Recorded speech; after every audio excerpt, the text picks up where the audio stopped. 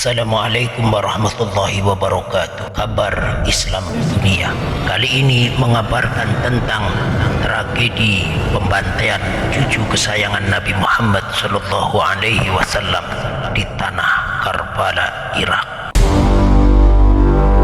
Detik-detik terbunuhnya Sayyidina Al-Husain bin Ali bin Abi Thalib, putra dari Sayyidah Fatimah Az-Zahra binti Muhammad sallallahu alaihi wasallam.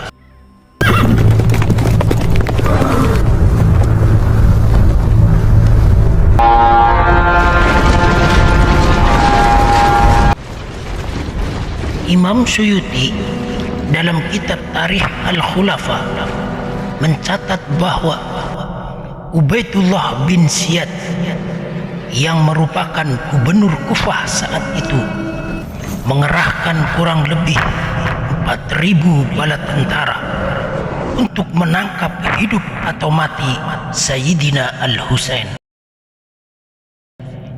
Pasukan ini dipimpin oleh seorang komandan yang bernama Umar bin Sa'ad bin Abi Waqqas. Pasukan ini mengepung Sayyidina Al-Husain dan ahlul baitnya di padang Karbala, Irak.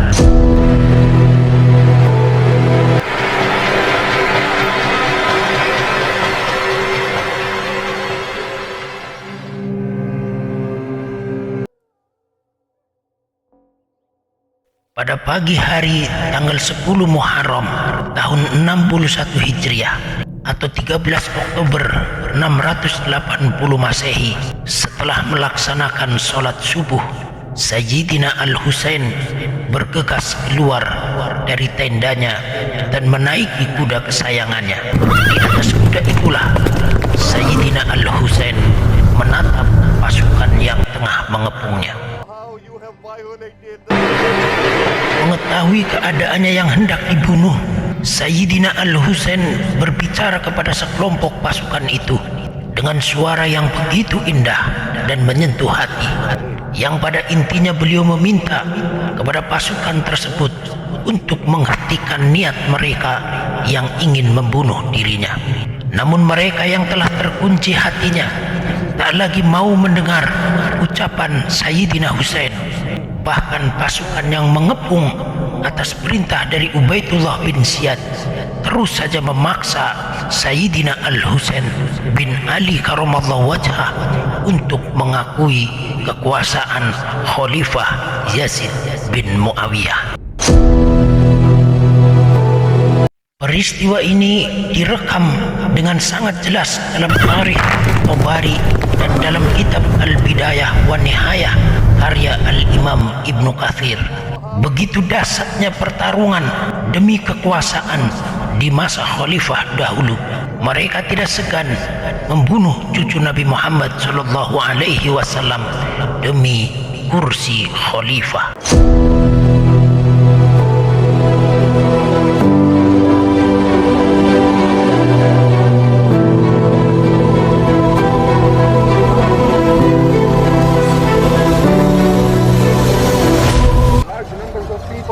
Surrounded Hussein like rockets.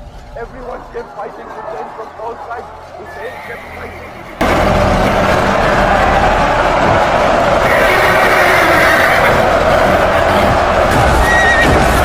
Imam Ibnu Katsir juga menulis bahwa yang membunuh Sayyidina Husain dengan tombak adalah Sinan bin Anas, dan dia memenggal leher Sayyidina Al-Husain dan menyerahkan kepalanya kepada Khawli bin Yazid. Imam Ibnu Katsir juga mencatat bahwa 72 orang pengikut Sayyidina Al-Husain ikut terbunuh pada hari itu. Ada banyak riwayat yang mengisahkan hukuman Allah Subhanahu wa taala terhadap para pembunuh Sayyidina Al-Husain. Imam Ibnu Katsir dalam kitab Al-Bidayah wa Nihayah mengatakan bahwa sebagian besar riwayat tentang malapetaka yang menimpa para pembunuh Sayyidina Al-Husain adalah sahih. Sedikit sekali dari mereka yang berhasil selamat dari petaka dunia. Tidak seorang pun dari mereka yang mati tanpa menderita sakit sebelumnya. dan kebanyakan mereka menderita penyakit gila.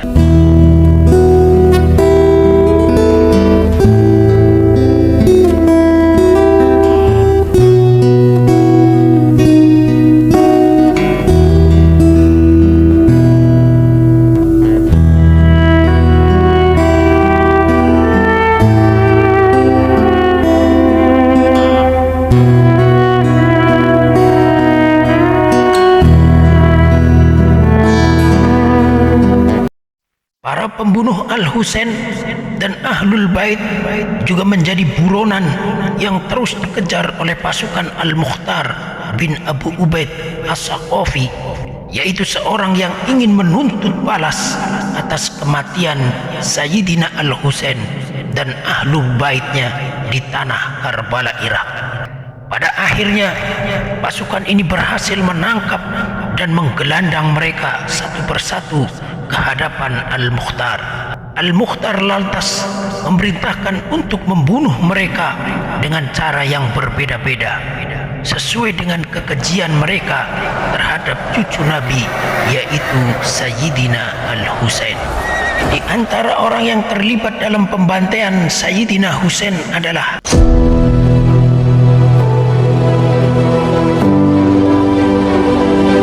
tokoh pertama yang terlibat dalam pembantaian cucu Nabi Muhammad sallallahu alaihi wasallam, Sayyidina Al-Husain, di tanah Karbala, Irak adalah Ubaidullah bin Ziyad. Ia kala itu yang menjadi gubernur di Kufah. Dia juga yang telah mengerahkan kurang lebih 4.000 bala tentara untuk menangkap Sayyidina Husain. Dialah orang yang paling bertanggung jawab atas terbunuhnya Sayyidina Husain. Karena itu, nasib akhir dari hidup Ubaidullah bin Ziyad juga sangat tragis. Ubaidullah bin Ziyad dipenggal oleh pasukan Al-Mukhtar As-Saqafi hingga putus kepalanya. Dalam riwayat lain dikisahkan bahwa kepala Ubaidullah bin Ziyad setelah dipenggal dimasukin oleh ular, dan ular itu tinggal di kepalanya hingga beberapa saat, lalu ular itu pun keluar.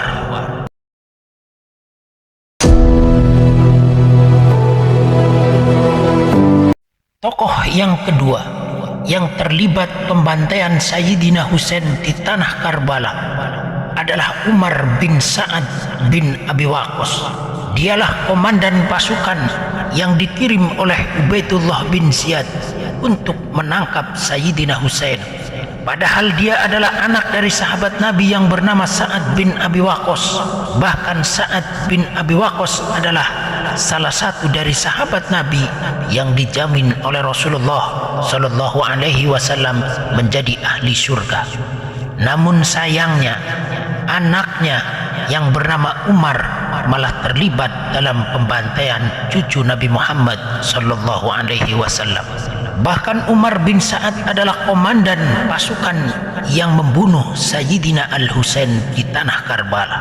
Akhir hidup dari Umar ini juga sangat mengenaskan. Ia mati dipenggal oleh Abu Amr Kaisan atas perintah Al-Mukhtar As-Saqafi. Kepalanya lalu diberikan kepada Muhammad bin Hanafiyah. Tokoh yang ketiga yang terlibat dalam tragedi pembantaian cucu Nabi, yaitu Sayyidina Al-Husain di tanah Karbala, Irak adalah Samir bin Dzul Jausan. Samir adalah komandan pasukan sayap kiri, pasukan yang melakukan serangan kepada Sayyidina Al-Husain. Dahulu Samir adalah sahabat dari Khalifah Ali bin Abi Thalib. Namun di masa kekuasaan dinasti Umayyah, ia malah berbalik haluan membenci keluarga Khalifah Ali bin Abi Thalib. Akhir hidup si Samir ini juga sangat tragis. Dalam kitab Al-Alam karya Syekh Khairuddin Az-Zarqali disebutkan bahwa Samir dibunuh dalam penyergapan yang dilakukan oleh pasukan Al-Mukhtar. Ketika itu Samir menghadapi pasukan tersebut tanpa sempat mengenakan baju dan mencabut pedangnya. Samir melawan dan sempat melukai beberapa prajurit, namun Abu Umarah berhasil membunuhnya. jasad Samir lalu dilempar untuk menjadi makanan anjing. Tokoh yang keempat yang terlibat dalam pembantaian Sayyidina Husain di tanah Karbala, Irak adalah Sinan bin Anas bin Amr Nakhoy. Ibnu Katsir menulis Sinan bin Anaslah yang membunuh Sayyidina Husain dengan tombak. Lalu dia menggorok leher cucu kesayangan Nabi Muhammad sallallahu alaihi wasallam ini. Lalu kepalanya diserahkan kepada Khawli bin Yazid. Setelah Khalifah Yazid bin Muawiyah wafat, Sinan pun merasa ketakutan. Ia kemudian bersembunyi sebab banyak orang yang tahu bahwa dia juga terlibat dalam pembunuhan Sayyidina Al-Husain. Dikabarkan Sinan bin Anas dibunuh oleh pasukan Al-Mukhtar. Ada juga yang mengatakan bahwa Sinan bin Anas meninggal ketika masa kepemerintahan Gubernur Hajjaj di Kufah.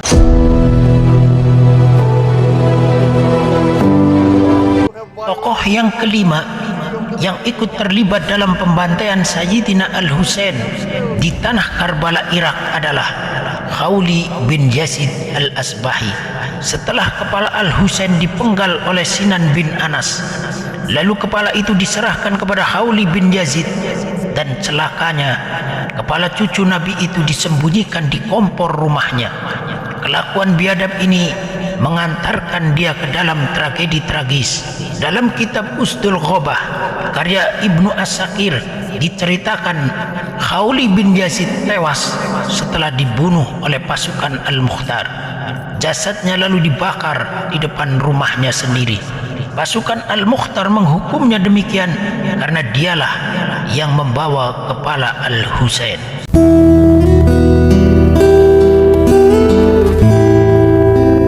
Tokoh yang keenam yang terlibat dalam pembunuhan Sayyidina Husain di padang Karbala, Irak adalah Hurmala bin Kahil Al-As'adi. Ia dikabarkan yang telah membunuh putra Sayyidina Husain yang berumur 6 bulan, yaitu Ali Asghar. Saat pertempuran di tanah Karbala, Sayyidina Husain sempat meminta air untuk putranya yang sedang kehausan. Namun biadabnya, Hurmala ini malah melesatkan anak panah di leher bayi tersebut. Di akhir hidupnya, Hurmala bin Kahil ini mengalami kisah yang tragis. Ia mati setelah dieksekusi oleh pasukan Al-Mukhtar.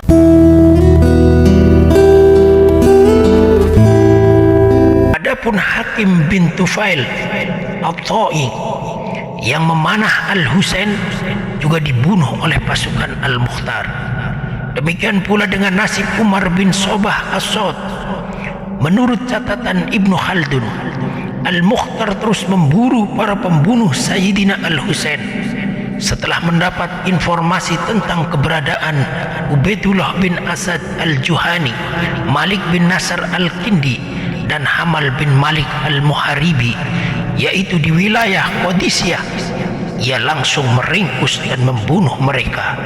Al-Mukhtar juga menangkap Ziyad bin Malik Ad-Dubai, Imran bin Khalid Al-Ashari, Abdurrahman bin Abu Haskah Al-Bajali, dan Abdullah bin Qais Al-Khawlani. Orang-orang inilah yang merampas bahan perwarna pakaian yang dibawa oleh Al-Husain. Pasukan Al-Mukhtar lalu membunuh mereka semua. Dalam Tarikh Dimashqi karya Ibnu As-Sakir disebutkan Atha bin Muslim meriwayatkan dari Ibnu Sudi bahwa ayahnya bercerita, dahulu kami para budak biasa menjajakan tekstil di perkampungan Karbala. Suatu hari kami bertemu dengan seorang laki-laki yang terlibat dalam pembunuhan Sayyidina Al-Husain. Laki-laki itu berkata, wahai penduduk Kufah, kalian memang pendusta. Kalian bilang bahwa semua orang yang terlibat dalam pembunuhan Al-Husain telah dimatikan oleh Allah dalam kondisi su'ul khotimah atau terbunuh secara keji.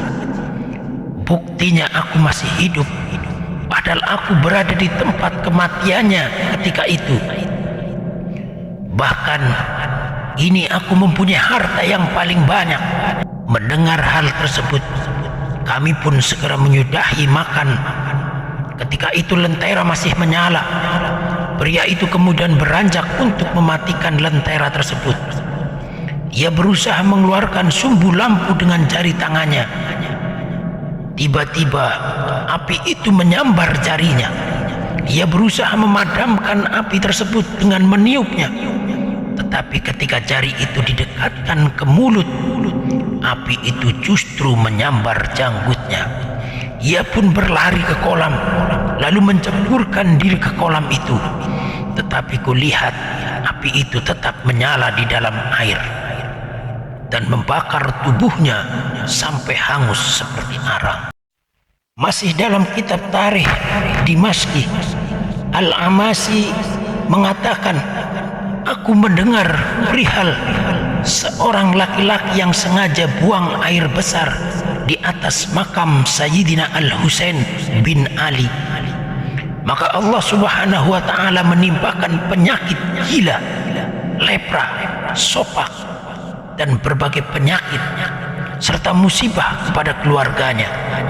Itulah kisah tragis orang-orang yang terlibat dalam pembantaian cucu Nabi Muhammad SAW di tanah Karbala, Irak. Betapa hinanya mereka di dunia. Hidupnya tidak tenang, dirundung kesalahan, dan berakhir dengan kematian tragis. Semoga kisah ini bermanfaat dan menjadi pelajaran untuk kita semua. Sekian. Wassalamualaikum warahmatullahi wabarakatuh.